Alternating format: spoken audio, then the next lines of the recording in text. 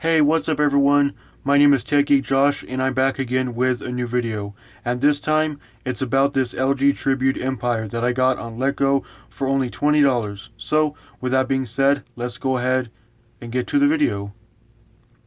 But before we do, I just thought I'd like to quickly mention that this Tribute Empire actually came with this blue kickstand case, which I kind of thought was interesting because me personally, I don't think I'd buy a blue and black case for a black and white phone. I don't know why, but that's just me. But this case came with it. I'm not complaining whatsoever because, well, as I almost drop it, because, well, it's protection, and I'm not complaining about protection as long as I, didn't choose the case. But everything is intact on this case. The kickstand is there, it works, it functions, and, well, there's literally nothing wrong with this case. It's just a case. So, yeah. And is it me, or does this case remind you of, I don't know, like a car tire pattern? I don't know why, but every time I see cases that has this design, it just always reminds me of a car tire. That's probably what it's like modeled after or replicating here, but I'm not quite sure. So let me know down below if you think it's modeled after something different. But that's just my overall opinion on this type of case. So now let's take a look at the Tribute Empire, starting with, well, the front, and we'll work our way around it and inside it. So as you can see, the front has no damage whatsoever, or what looks to be no damage, except for the fact, now this is probably just aesthetics, but a little bit of paint on the earpiece is rubbed off. If you can see there, it's not completely black like it would be when it's brand new. Sorry for the, camera's not wanting to focus. I have junk up there that shouldn't be in this closet. Anyway, it is what it is. Getting off topic there. And I did not see this from the initial post or anything because the guy only had like 2 photos of this phone. One of them was the front, like, at a distance away, and like the back of it and whatever. But there's a little itty bitty little tiny hairline crack up here, and I'm not even sure if the camera's gonna bother focusing on it, but you can see a little teeny tiny, spot right there above my finger, and the crack goes like right up here. I don't know if the camera's gonna bother focusing on that. This is probably the best I can get it, but yes, that is a crack. And, well, you may think, differently. That may be just a nick that you see, but I'm pretty sure it's a crack.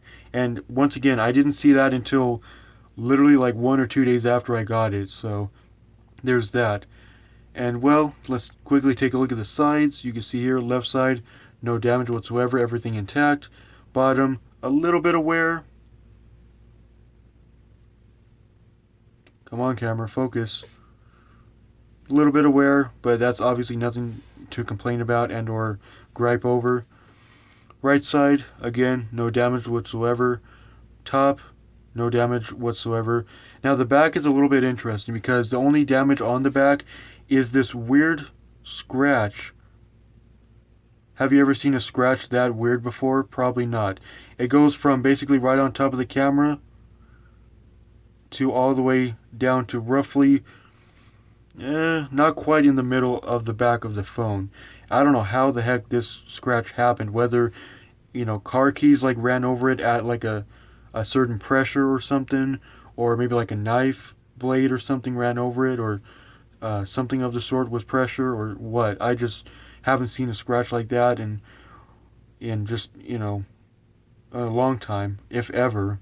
But that doesn't impact the photo or, overall phone quality because if you can see that, the scratch isn't actually on the camera. You can see it's off to the side, so it's not on and or in the center of the camera, so pictures still look as they would, right out of the box.